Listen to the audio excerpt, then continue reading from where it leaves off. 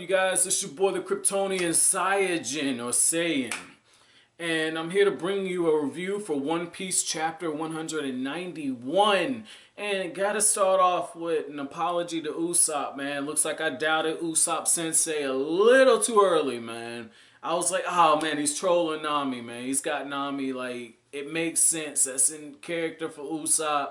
But are you fucking serious? And it looked like for a lot of this chapter, the trolling was continuing. I mean, Nami is trying to fight back using these different bubbles, and it's pretty cool. He's got the heat bubbles, he's got the cold bubbles, he's got the electricity bubbles. And given the fact that Nami's in a pretty tough situation, you're thinking, oh, okay, so when she flips over the stuff on the back, oh, that's pretty damn cool right there. She's got instructions for combat, but Usopp basically says, this stuff isn't complete. You might as well just use this for party stuff. And it's just like the previous stuff that she used with those different rods. Like each of them, everything that it does is basically for party purposes. And I'm thinking, damn, Usopp got her. But the reason why I'm jumping into it like this is that ending.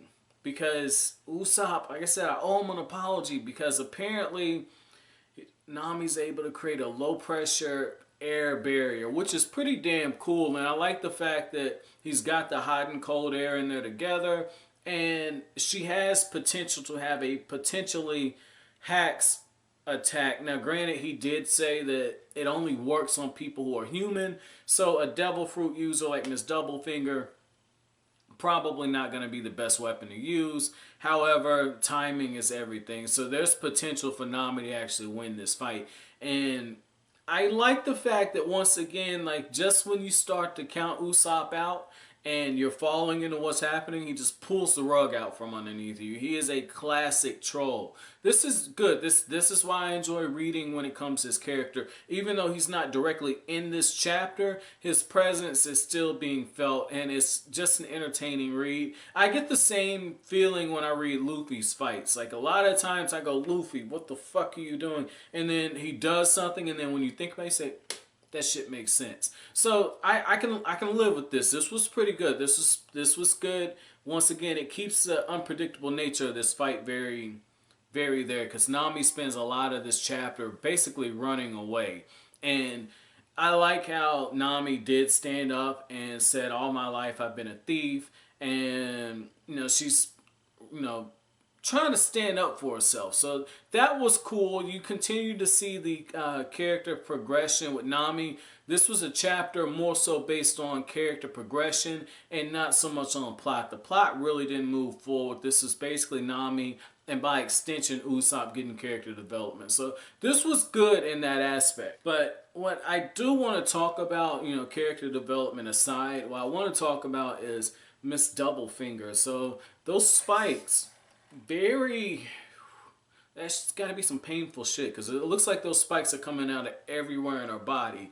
And we see the spikes come out of her heels, and we get this one scene where she's getting her Spider-Woman on, and that's an actual character. It's not just Spider-Man, but she's getting her Spider-Woman on, and it's because she has those spikes, and she's hanging underneath what looks like a bridge. And I thought that was pretty cool, but I'm seeing something with her, right? She's being caught off guard by Nami because she thinks she's fighting a useless character. And for the most part, she is fighting a non-combat character, but now I'm seeing how Oda is writing a way for Nami to actually get a victory. This is where Oda is different than somebody like Kishimoto or Tite Kubo. You can't see my Bleach volumes because they're further down on the bottom.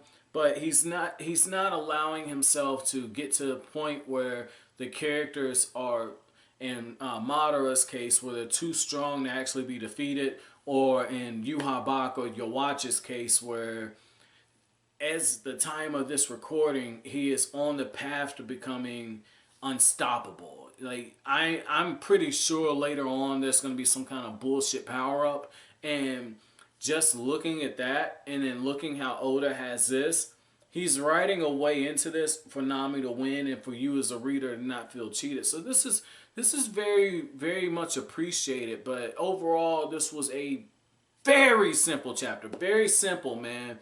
The whole destroying like the inside of the shop and going through different buildings. I mean, this was good. This was good in that aspect. The fight is moving around, you know, you're jumping from panel to panel, but at the same time, we're seeing Nami use what's actually good for her. We're seeing her use her intellect. We're seeing her think on her feet. I mean, this is probably the worst matchup for Miss Doublefinger, simply for the fact that she's been lulled into a false sense of security. And that's why I think Nami and Usopp are working very well together. They're working in tandem, because everything Usopp had her doing basically has Miss Doublefinger with her guard all the way down. And Nami is smart enough to where she's going to be able to use that to her advantage. And we see it in brief moments, like I said, when she tries to go into the shop because she's out of a wide open space. So it's better in her favor. She's able to sneak away.